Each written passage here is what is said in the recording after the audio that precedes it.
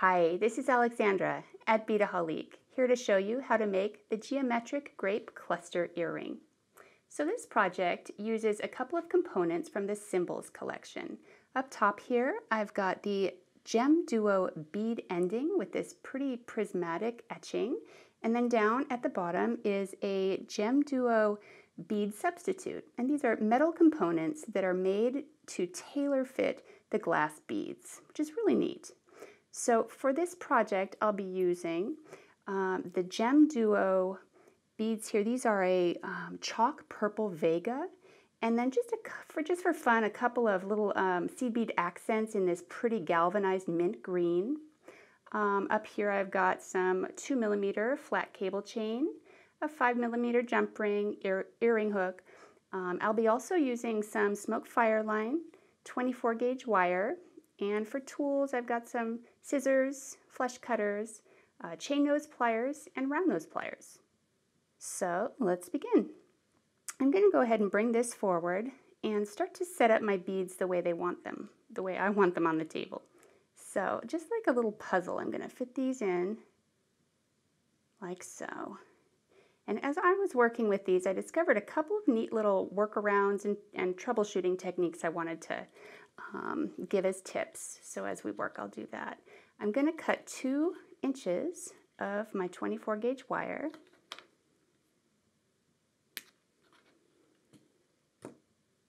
And with my round plier, I'm going to make a simple wire loop on one end, just by angling off at 90 degrees, turning the wire up and over the tip of the plier. And I used the very tip of my plier because I wanted a nice small circle there. So I've got the one, and what I'm going to do is take that length of wire and just gently slide it through the bead ending and the beads. Sorry, my hands are covering this up, but I'm just getting a grip there to get the wire through, and now I'm going to pull that all the way through and create another simple wire loop on the other side. I'm going to check the orientation of my loop and make sure the wire is going in the same direction. Just angle that off of the side of the metal, and with the tip of my plier, loop over and around, create a matching loop.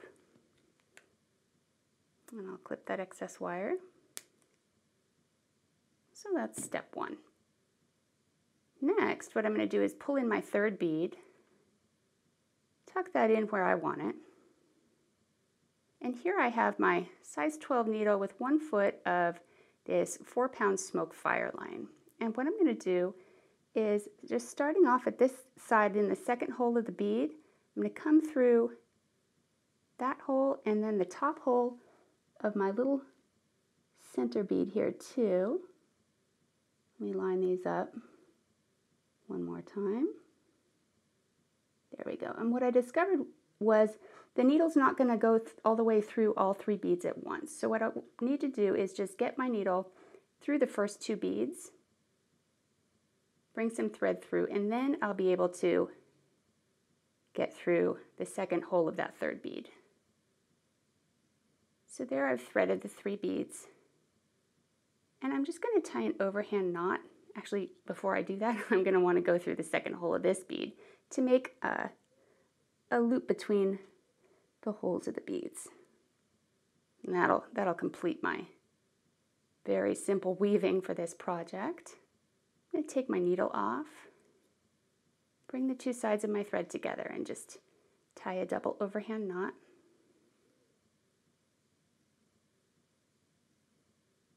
Once.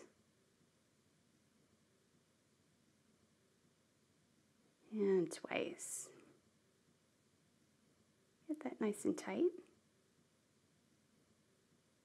And go ahead and clip my tails.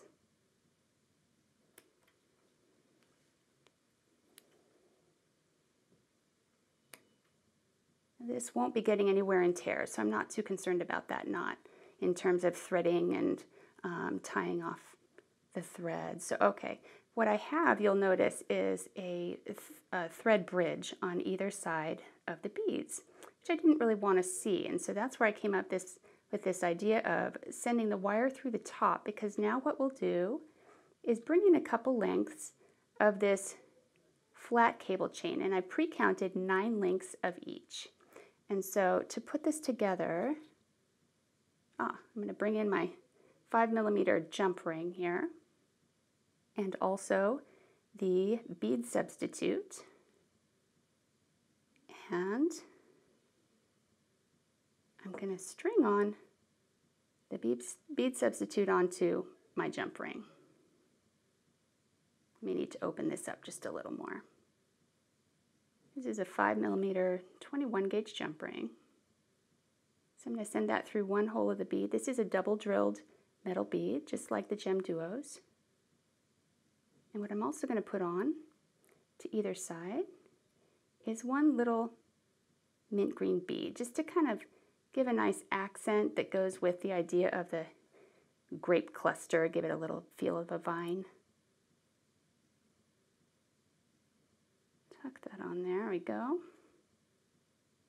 All right, so once I have those items on, I'm also going to bring on the end link of one chain on one side and one chain on the other side, and close that jump ring up.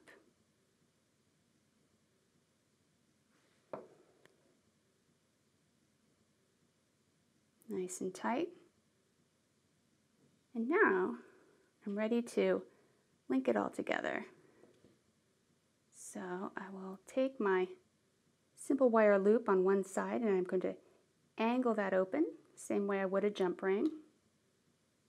And at this point I want to make sure that the top sort of curved dome of my bead substitute is facing the same direction as the top of my glass beads. You can see how they have that sort of slight faceted angle to them. So I want to make sure that matches up. And then I will take the proper chain on that side of the bead, slide it onto my simple wire loop, and close that up again, nice and tight. And I'm going to do the same thing on the other end. I'll need to open up that loop a little more, off to the side, and then bring in my other little end link of chain. So I'm going to hang that up for myself in an angle where I can latch that on, and then close the ring, close the loop. There we go.